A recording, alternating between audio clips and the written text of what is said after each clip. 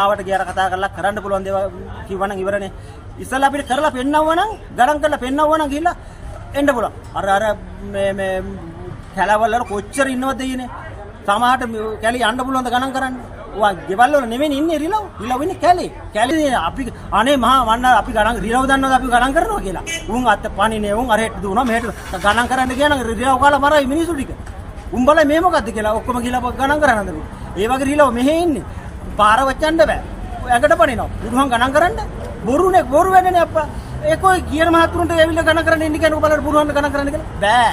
බැරි දේ බෑ. අපි දන්නවනේ අපේ ගම්මනේ රිලව් ඉන්නේ. සමහරට ඔය කියන කට්ටිය ළඟ රිලව් නැතිව ඇති. රිලව් ඉන්න පැත්තකට ඇවිල්ලා බලන්න ඕනේ මේක පුළුවන්ද කියලා. ප්‍රායෝගිකව කරන්න පුළුවන්ද කියලා. ඒතර මොනරු ආරේ මේ අනිත් සත්තු මොනරු ඉන්නවා. ඇත්තම කියනවනම් මාතු අපි වැලිමනේ ඇවිල්ලා බලන්න ඔය කියනවා වගේම අද මොනරු ඉන්නවා. හාවා, ඉත්තෑවා, ඌරා, වැලිමුවා ඔය හැම සතෙක්ගේම රිලවා. ඉතින් ඔය හැම සතෙක්ගේම හානිය. ඉතින් මොකක් හරි කළා මේ ගොවිතැන්ගේ 100ට කීයක් ඉවර විනාශ වෙනවද ගොවිත් මේ ගොවින්ගේ. ඉතින් ඒ හින්දා මේකට හරි විසඳුමක් හරි ප්‍රායෝගික වැඩසටහනක් ඉදිරිපත් කරන්න කියලා තමයි අපි රජයෙන් ඉල්ලා තියෙන්නේ. පාර දිගේ වල් ගත්තොත් එහෙම ඉන්නවා. ඒවා කැලෑවල් ගත්තොත් එහෙම කැලෑවල් වල කොච්චර ඉන්නවද? එතකොට මේගොල්ලන් මේ කුඹුරු වලට එනවයි කියලා මේ ගම් වලට වදිනවයි කියලා සංගණනයක් ගත්තයි කියලා විනාඩි 5කදී මේ ඒගොල්ලන්ට මේ සංගණනය කරන්න බෑ කොහොමද? ඒකට මේක හරිම අසාර්ථක සංගණනයක් මේ කරන්නේ. ඉතින් මිනිස්සුම රැවටීමක් විතරයි මේකෙන් වෙන්නේ. ඒ හින්දා මේක කල යුත්තේ මේ දේවල් නෙමෙයි. ඒක නිසි පියවරක් අරගෙන නිසි පිළිවෙතක් ඇතුව මේක කොහොමද සංගණනය කරන්නේ කියලා ඉන්න හැමෝගත් එක්කම සාකච්ඡා කරලා වන සංරක්ෂණයත් එක්ක කතා බහ කරලා ඒ අනුව තමයි ක්‍රියා කරන්නේ. හිතුව මතයට දේවල් කරන්න කියාම එක එක යෝජනා මත අනිවාර්යයෙන්ම මේක විහිළුවකට ලක් වෙනවා. දැන් රිලවුන්ගේ සංගණනයක් කරන්න යනවා 15 වෙනිදා රිලවුන්ගේ අනිත් වගාවන්ට හානි කරන සතුන්ගේ. මේක ඇත්තටම සාර්ථකද මොකද්ද මේ ගැන ගොවියෙක් විදිහට හිතන්නේ? මහත්තයා මම ගොවියෙක් වශයෙන් ඉතින් කියන්නේ මෙහෙමයි.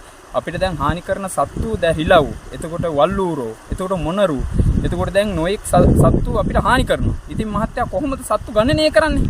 දැන් රිලව් අපි දැන් රිලව කියන එක තැනක ඉන්නවද මිනිස්සයාට ඉන්න කිව්වොත් නම් ඉඳී. ඒ කියන්නේ මිනිස්සයා කියන්නේ මනසෙන් උසස් මිනිසෙක්නේ. එතකොට සත්ත්ව කොට්ටාසේ අපිට වැඩිය පහළ ඉන්නේ. එතකොට දැන් මහත්තයා මේකට වැඩේ වෙලා තින්නේ මේකේ දැන් ගණනය කරනව නෙවෙයි දැන් ඕනන්නේ. මේකේ ඕනන්නේ මුලම වැරදිච්ච තැනක් තියෙනවා මහත්තයා. සත්තුන්ට ඉන්න තිබ්බ තැන් තිබ්බනේ මහත්තයා. එතකොට රක්ෂිත තිබ්බා.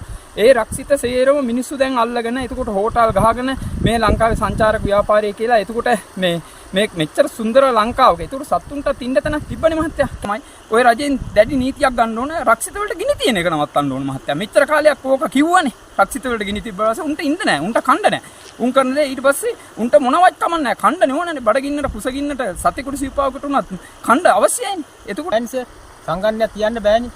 දැන් මේවත් ඉන්න සතා ඊගව අතර පයින්නවා. එතකොට ඒක උපයන්නක් හරිම ඉතින් නැහැ සර්. ඉතින් ඒ නිසා මේ සංගණනයක් ඉතින් අවශ්‍යයක් නැහැ සර්. ඉතින් කරන්න තියෙන එකම දේ තමයි මේ සත්තුන තියෙන රක්ෂිතවල ඒවා අයින් කරන්න ඕනේ. ඒවා අයින් කළේවලා මේ ඔය හෝටල් එහෙම ගහගෙන සත්තුන් ඉන්න බෑ රැයට ඉන්න බැරි සත්ත්වයන් උදා වෙලා තියෙන්නේ. ඉතින් මේ එහෙමනම් ඉතින් ඒක තමයි කරන්න තියෙන්නේ එකම.